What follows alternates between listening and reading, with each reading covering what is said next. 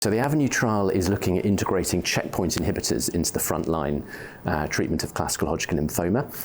It's actually the only trial that's looking at a PD-L1 inhibitor, Avelumab. And so it's taking patients with either early unfavorable or advanced stage disease. It's treating patients with 4 doses of Avelumab every 2 weeks. And then every patient goes on to ABVD and follows a rattle approach. So 2 ABVDs, interim PET, 4 AVDs if it's negative, or escalated BCOP, or BCOP-DAC if it's positive.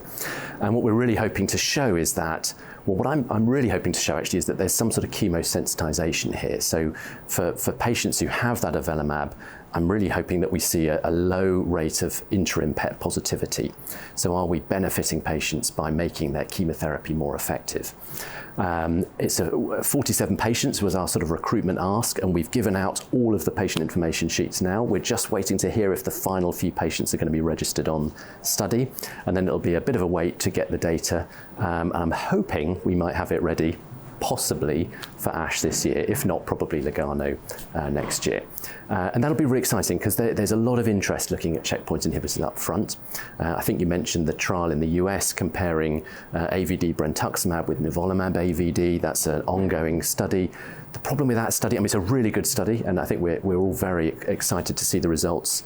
But, you know, A² VD is not a standard of care in this country, so it's just not funded. So whether, you know, how relevant that study is to our practice is a bit difficult to say. And what I really hope actually we see with checkpoint inhibitors up front is, okay, we could just add it into chemo and hope we make the chemo a bit better, sure. I mean, that's a worthy aim. But what I really hope we can do actually is use them to reduce the chemotherapy burden. Because, you know, 6 cycles of AVD, that's 300 milligrams per meter squared of doxorubicin. That has a significant cardiac toxicity burden, and we're increasing late effects risks to our patients, ischemic heart disease, etc.